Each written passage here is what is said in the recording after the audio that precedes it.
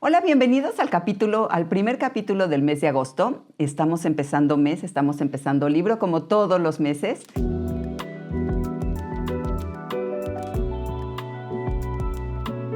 Leímos en esta ocasión El Círculo de Mujeres de la doctora Tan. ¿Cómo estás, Rocky? Hola, muy bien, muy bien, contenta otra vez de estar aquí con ustedes y por supuesto feliz con el libro que leímos. ¡Wow! Un librazo, ¿verdad? Sí, qué manera de escribir, de narrar, de adentrarte en la cultura. Ella verdaderamente se siente, ¿no? La autora se llama Lisa See. Ahorita vamos a platicar un poquito de ella y a platicarles un poquito del libro, ¿no? Sí. Pero antes sí vale muchísimo la pena. Ella es una gran escritora, tiene el don para escribir. Sí, desde luego, sí. Y para comunicar, como dices, esta parte tan íntima de la cultura. Ella nace en París en 1955, Ajá. pero su ascendencia por parte materna es china, totalmente china. Ok. ¿No? De hecho, su bisabuelo es el primer patriarca del barrio chino de Los Ángeles, ¿no? Sí, Así de es. Los Ángeles. O sea, es el primero inmigrante, Ajá. digamos, de China de esta familia a Estados Unidos. Y se convierte en este patriarca. De hecho, ella tiene uno de sus libros, el primer libro es la historia de su abuelo, de su bisabuelo. Algo así como On the Gold Mountain, ¿no? Ajá, una cosa así. Algo así, ¿no? se llama. Ajá. Ese no lo he leído. No, yo tampoco. Pero desde luego hay una curiosidad de ella. Bueno, ya vive en Los Ángeles. Muy chiquita la llevan de París a Los Ángeles. Ahí vive, ahí se desarrolla. Y tiene este don de la escritura, pero no habla chino. Ah, mira. Ella no habla chino. Y qué curioso, porque ha sido galardonada 2 veces con 2 diferentes premios, haz de cuenta, en relación a la cultura china, ¿no? De las asociaciones americanas, norteamericanas, vinculadas con la cultura china. Ella tiene ahí 2 premios. Ajá. El de History Maker, del Museo Chino Estadounidense. Ajá. Y luego tiene el Golden Spike, que es la Asociación Histórica China del sur de California. Y qué curioso que no hable chino, ¿verdad? Sí, no habla, pero desde luego como que se le nota este bagaje, esta sensibilidad para transmitir el sentimiento. Todos sus libros son historias de mujeres asiáticas, ¿no? Asiáticas, sí. Y ella viaja a cada lugar sobre el que va a escribir. Hay otro divino que es La Isla de las Mujeres del Mar. Y ese es en Corea. Me lo platicaste. Ajá. Sí. Ese también es un librazo y ese es en Corea. Es una isla y ella viajó ahí para documentarse.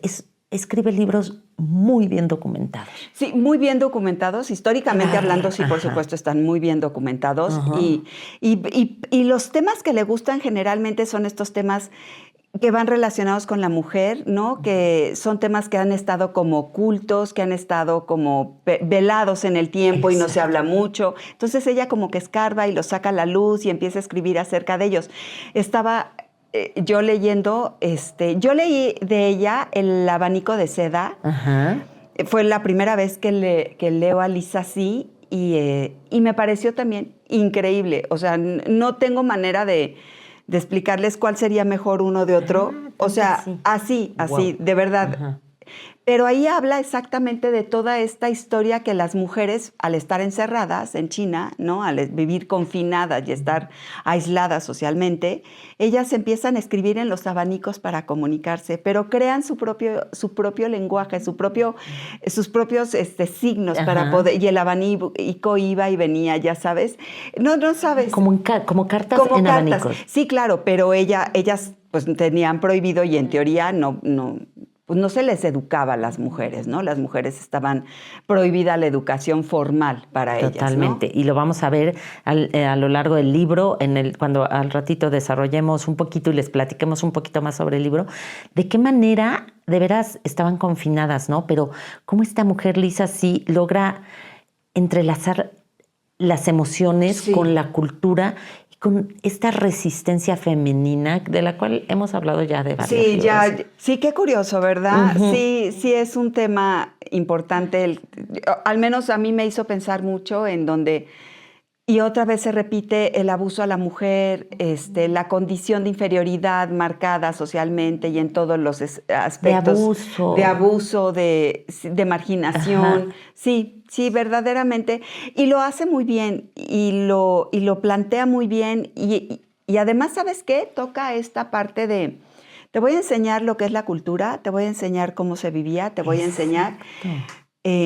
pero lo hace tan bonito, lo hace tan... Ajá, te sientes muy empatizada con ellas, sí, ¿no? Sí, porque de veras toca muchas emociones, toca muchísimo el detalle de la vida íntima, de cómo servían el té, ajá, cómo se vendaban los pies, que ya tocaremos el tema, el dolor que sentían.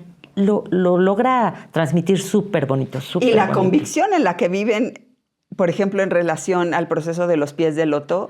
No, yo de verdad no. Es que las tradiciones. Lo que son las tradiciones. Ajá. Lo que es vivir inmersa en una tradición y en una conciencia colectiva que debe de ser. Claro. Y aún así, resistirte a otras ciertas cosas que tú... Sí, que tú no. O que tu vida te suplica que lo saques, ajá, ¿no?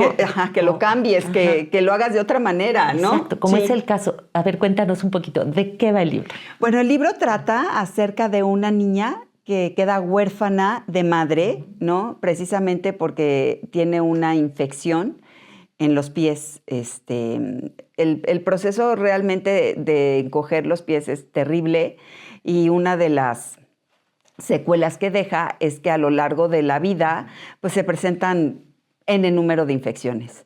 Entonces la mamá tiene una infección y la infección no la logran curar y pues la mamá muere. El papá era un funcionario público, ¿no? Del gobierno, que es muy importante. Vamos a situar históricamente el libro. El libro está situado en la dinastía Ming, que es una de las dinastías más importantes de la cultura china. Empieza como en el 1368, si no mal recuerdo, y termina en el 1600 como finales, ¿no? Tardes, exactamente. Y es una dinastía que le dio, basada principalmente en las ideas de Confucio, o sea, era lo que sustentaba un poco la filosofía. Y por lo tanto desarrollan mucho lo que es la meritocracia, o sea, tú podías subir, escalar socialmente hablando a través de tus méritos propios, y este es el caso del papá de la niña, que además, esto es como en un paréntesis, esta niñita resulta que sí existe. Esta doctora es personaje de la vida real. Es un personaje de la vida real. Se sabe muy poco de ella, de lo que realmente se encuentra de ella es lo que la abuela le enseña a hacer, claro, ¿no? Claro. Ella pertenece a una familia de médicos. Sus abuelos. Sus abuelos paternos son doctores. El abuelo aprende medicina, o sea, de la manera tradicionalmente. Como si se aprendía. Y la abuela de una manera empírica, porque pues ella no podía ir a la escuela, no podía tener acceso a los libros, pero la abuela tenía el don de la curación o de la sanación. Y entonces todo lo que la abuela va aprendiendo, además su esposo la ayuda a salir adelante, claro, ¿no? Sí. A la abuela. Y ella llega a esta casa en donde sus abuelos se dan cuenta del potencial de la chiquita, sí. Y bueno, pues deciden que hay que educarla dentro del área de la medicina y que hay que enseñarle la medicina. Y empieza a vivir pegada a la abuela, básicamente, ¿no? Pegada a la abuela. Sí. Aprendiendo.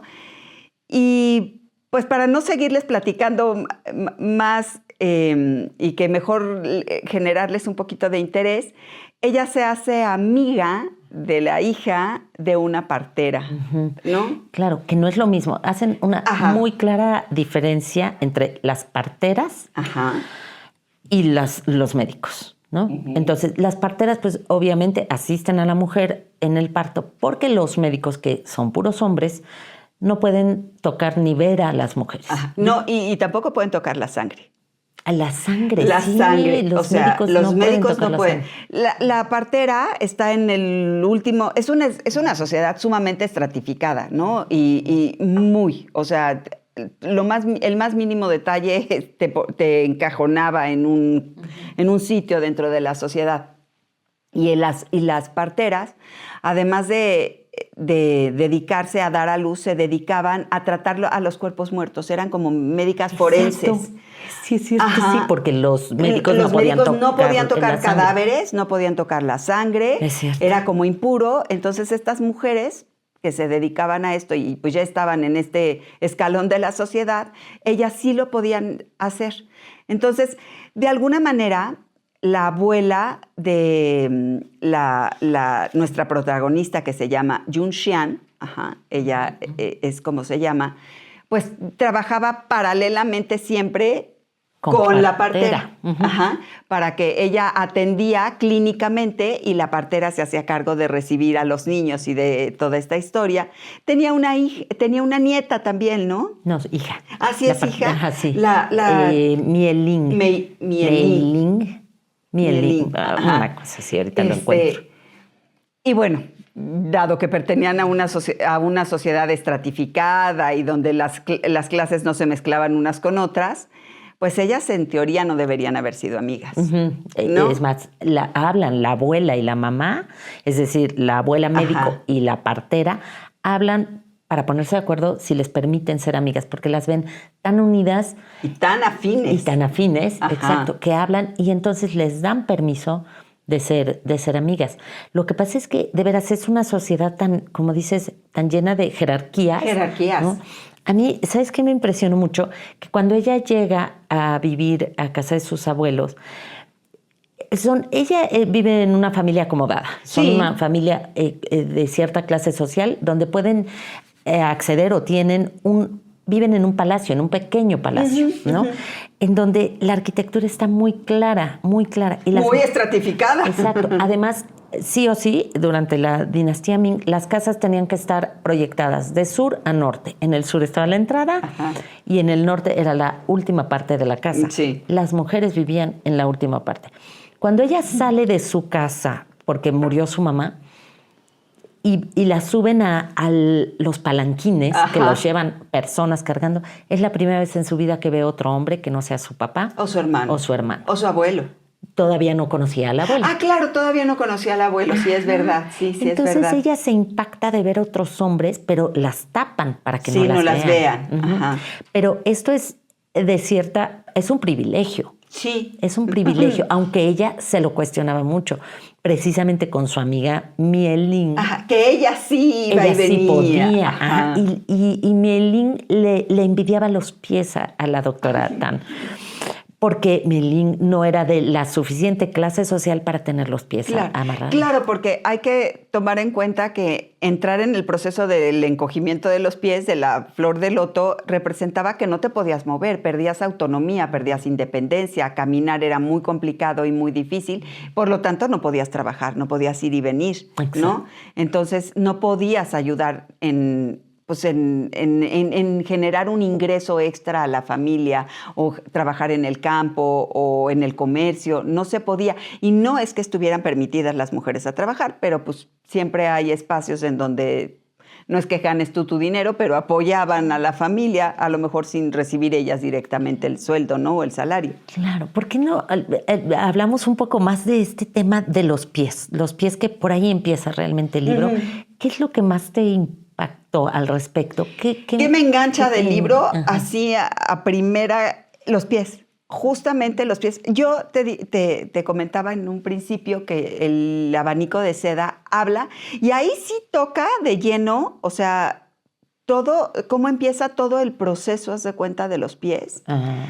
Aquí lo platican más o menos como someramente, no aquí en el del abanico de seda sí habla de cómo cortaban las uñas, de cómo doblaban los dedos hasta llegar a la parte de atrás para que se rompiera el arco. O sea, todo este proceso, hace cuenta. Y sí, a mí cuando empecé a leerlo, ella es garantía. De verdad, cualquier libro que decidan leer de Lisa C. es garantía, en serio es garantía, pero pues obviamente en diferentes contextos, todos relacionados a mujeres orientales. Eso sí, todo va a ser en relación a mujeres asiáticas y sus condiciones, porque además sí son libros como históricos, ¿no? Sí. Pero a mí así, volviendo a tu pregunta, de entrada fue el proceso de los pies. O sea, de verdad yo decía, no inventes.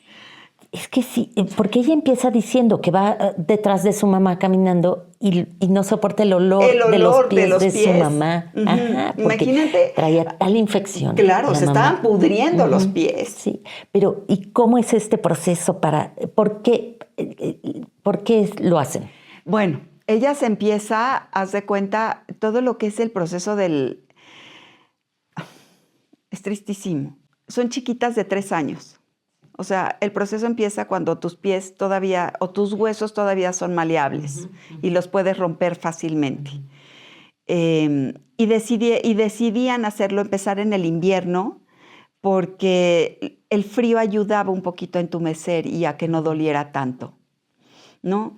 Entonces, esto era, primero cortaban las uñas al ras, así al ras, lo más chiquito que se pudiera, y sumergían los piecitos en una mezcla de hierbas. No sé, intenté buscar de verdad qué tipo de hierbas serían, a lo mejor algún anestesiante o no sé, alguna cosa que hiciera más maleable los huesitos, no sé, pero eran un caldo ahí de hierbas medicinales todas y luego sangre de algún animal y ahí sumergían los pies hasta que, no sé qué esperaban, estaban listos o qué sé yo.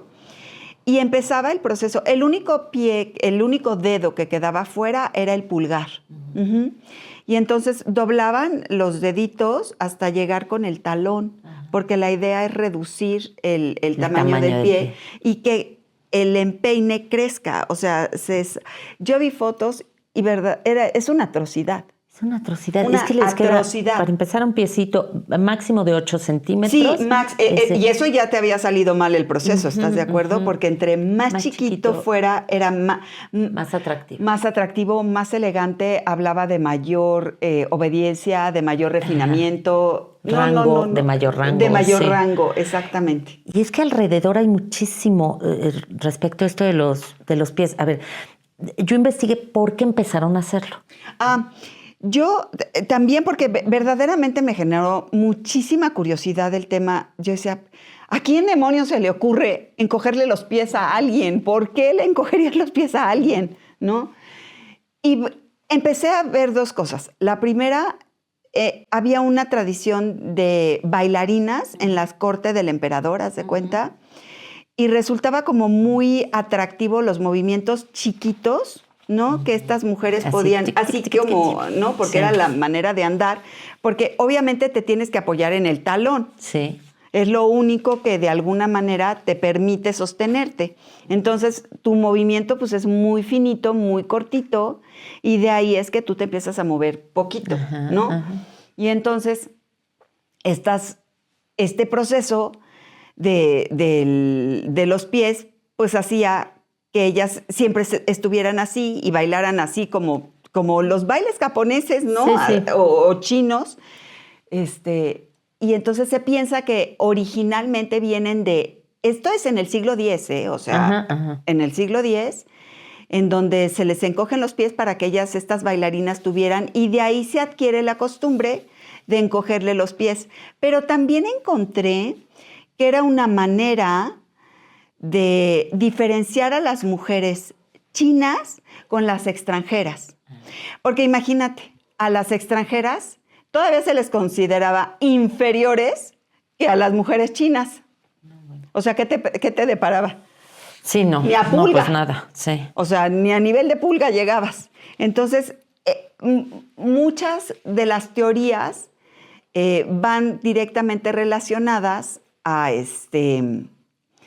que pues eran diferenciadores sociales, sí, ¿no? Uh-huh. Para tanto internamente, o sea, dentro de la sociedad china, como con el extranjero.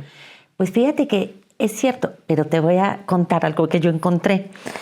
Resulta que en el siglo X hay un emperador que manda hacer una flor de loto, porque se llaman pies de loto. Pies de loto. Porque simulan a la flor de loto en capullo, ¿no? Como en capullo. Uh-huh. Entonces manda hacer una flor de loto grande de oro puro. Y andaban con... Y entonces mandan traer una bailarina que se da cuenta que al emperador le gusta tanto la flor de loto que se venda los pies, ella, para bailar al emperador con unos pies chiquitos. O con los pies vendados, con la forma del loto. del loto, de la flor del loto, que es como así. Sí, ajá. Y entonces ahí al emperador le gusta tanto que empiezan por las bailarinas, efectivamente, para hacer eso. Y luego ya viene todo lo que dices para diferenciar los estratos sociales. Y en este momento de la historia, y también debido a la influencia de la dinastía Ming, ya los estratos sociales están muy marcados, y los pies forman parte de. Entonces, las clases muy altas vendan a sus niñas desde chiquitas, las mamás están vendadas, más bien ya tienen los pies chiquitos, y conforme va bajando el estrato social, no tienen los pies vendados. Hay familias de clases bajas que venden a sus niñas a las de los dientes grandes. Así se llaman, sí, así se llama en el libro. Estas mujeres que las compran, les vendan los pies y después las pueden vender como concubinas. Claro, porque además, y sucedía mucho, y en el libro también lo platican, tú puedes acceder socialmente, como estamos en esta sociedad en donde puedes acceder por méritos propios, ¿no? O sea, no necesitas un linaje, ¿no? Pertenecer a la familia Borbón, ¿no? Para, aquí tú, dependiendo tus méritos, pero pues obviamente tienes que cubrir ciertos requisitos. Y uno de los requisitos pues era que tu hija tuviera los pies perfectos de loto. Puede ser de un extracto muy humilde, pero a la hija mayor se decidía vendarle los pies y apostar a que esa niña se casara con alguien de mejor nivel. Y así podía subir la familia socialmente, en el nivel social al que pertenecía. Sí, eso está cañón. Y esto a mí me parece verdaderamente una aberración, este procedimiento que se le hacía a las mujeres en los pies, pero además hasta principios del siglo XX. Sí, realmente hay fotos de mujeres chinas con los pies vendados en la provincia de Cantón. La gente se enorgullecía todavía en el siglo XX de que la abuela o la bisabuela tenían los pies encogidos, ¿no? Y tenían los pies chiquitos. Y realmente termina, o sea, prohibición, porque ya se había prohibido en alguna revolución que tiene dentro de algo así como por 1800, ¿haz de cuenta? La revolución de los Taiping, algo así. Ahí se prohíbe por primera vez este proceso, porque sí había obviamente gente que pensaba que había que reformar eso, abolir esto que era una atrocidad, y cambiarlo. Pero estaba tan arraigado en la conciencia colectiva. De hombres y mujeres. De hombres y mujeres, exactamente. Pertenecía tanto a la cultura, era tanto lo que representaba, que la gente lo seguía haciendo. O sea, las mujeres lo seguían aceptando. Sí. Yo me imagino, porque además también sucedía, había mujeres, generalmente eran las mujeres mayores de la familia, porque vivían todos en una... La familia vivía toda en una casa, ¿no? Aquí, ¿cómo se llamaba la casa de sus suegros? ¿El jardín de las qué? Sí, el jardín de los aromas. De las fragancias, ¿no? Sí, de las orquídeas fragantes. Sí. Jardín de las delicias fragantes. El jardín de las delicias fragantes, así se llamaba la casa. De la familia política de ella, de su suegra. De su suegra, ay, sí. Que luego también un poquito más adelante. ¿Por qué las mujeres seremos tan feas de repente con nosotras mismas? Sí, o sea, en vez de estar viendo, ¿no? O sea, que viene una niña a vivir, ¿no? A un lugar miedo, extraño, yo con me sentí miedo. Un día así. Sí, exacto. Yo fui esa niña que algún día llevaron a una casa ajena. ¿Por qué la tienes que hacer sentir mal? ¿No? Sí, hacerle la vida de cuadritos. Y hacerle la vida de cuadritos. O sea, ¿por qué muchas veces las mujeres actuaremos de esa forma? ¿No? Sí, eso es tremendo y lo deja ver muy bien en el libro. Lo narra clarísimo. Sí. Y ¿sabes qué otra cosa me impresionó mucho? Volviendo a los pies, cómo esta condición las vulneraba tantísimo. No solo las infecciones y la falta de movilidad. no desarrollaban el músculo de la pantorrilla Pues no, de las piernas, pues porque no. pues no usan el pie normal. No, claro. Entonces, como daban puros pasitos y no caminaban casi No. nada, también se les llamaba caballos flacos. Pues por sí, las patitas patitas. flacas, Ajá. flaquitas, flaquitas. Y era muy fácil, de hecho en el libro, a una de ellas, a una concubina se le rompe una pierna. Sí. Porque se tropieza, se le quiebra la pierna y entonces, bye, se le acabó la carrera de concubina, la echan a la calle. A la calle, Porque sin ya no más, con sirve. nada, porque no Ajá. sirve. ¿Cómo? Ajá, porque Sí. se le rompió la pierna, porque le ataron los pies. No. Sí. Me parece Sí, impactante. Una impactante. violencia tan aceptada, tan... Ahora, Sí.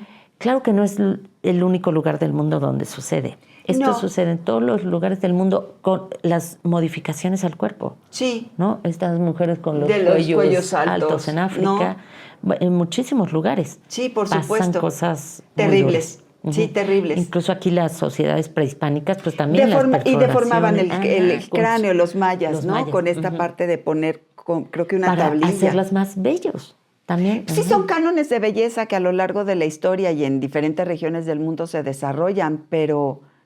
Ay, jole, no inventes. Pero se dice, ¿cómo les gusta sufrir a las mujeres? Bueno, los tacones de aguja y de sí, claro. punta, de pues pintura. son una Sí, tortura. claro, son una... Y ahí vamos a las bodas con eso, Sí, no. a sufrir. A sufrir, así, ¿No? a sufrir, O sea, literal. Yo sí porque es llego a un un canon punto de en donde belleza. digo, si me voy a poner esos tacones es porque me voy a quedar sentada y no voy a caminar. O sea, Sí, pero ya del coche a tu silla ya sí, es ya. eso fue Sí, tortura no, china. No, por supuesto. ¿No? Sí, Entonces, por supuesto. lo seguimos haciendo en pro de la belleza, muchísimas cosas.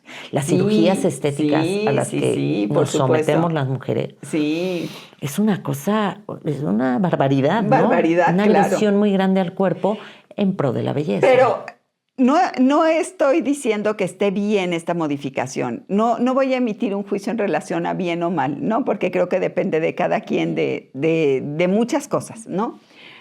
Pero hoy en día te sometes a una cirugía plástica y está perfecto, ¿no? Ajá. La consecuencia puede ser que te trabajen mal y tengas una infección, pero si se corrige, si queda bien, no vas a vivir con un riesgo latente, sí. ¿no? Sí, ya no sí, vas a es quedar diferente. lisiada.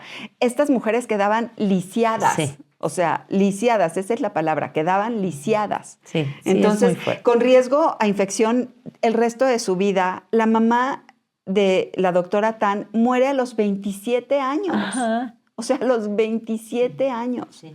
Oye, pero también habla muy bonito de que no solo, ya hablaremos en el siguiente capítulo de la medicina china, pero no solo murió de la infección, sino ella se deja morir en una depresión. En una depresión. Porque había perdido a 2 hijos. A 2 hijos, Ajá. exactamente. Por otra enfermedad Sí, que ya claro, platicaremos. que en ya el siguiente. platicaremos al siguiente capítulo, pero en el siguiente capítulo, que será el siguiente lunes, no nos dejen de ver, porque vamos a seguir platicando de todo lo que, las ideas que encontramos en el libro, ¿no?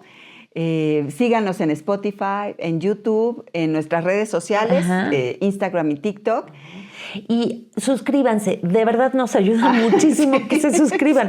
Pongan la campanita, sí nos ayuda. Ahí abajo dice en YouTube, suscribirse, campanita, eso nos ayuda mucho. Y saben que también nos ayuda un chorro, que nos pongan comentarios, Ajá. digan, me gustó, no me gustó, repitan tal, no vuelvan a hacer, lo que quieran. Sí. Pero ayuda muchísimo. Las sugerencias son bienvenidas. Todas. Entonces, aquí seguimos, queremos seguir aquí con ustedes, eso nos va a ayudar muchísimo. Y bueno, pues tenemos un gran libro. Super libro. Gran libro. Y Empiecen. Exactamente. Empiecen. Y entre las páginas de un libro, ¿cómo va? Entre las páginas de un libro, las ideas no tienen límites. Muchas gracias, nos vemos el siguiente lunes. Gracias, chao. De los pies. Ya no sé qué decir. Ya sé qué iba a decir. Este programa está patrocinado por Incuadra Marcos, sucursales San Jerónimo, La Condesa y Plaza Lilas. Y por el Colegio Bristol en Jurica, Querétaro.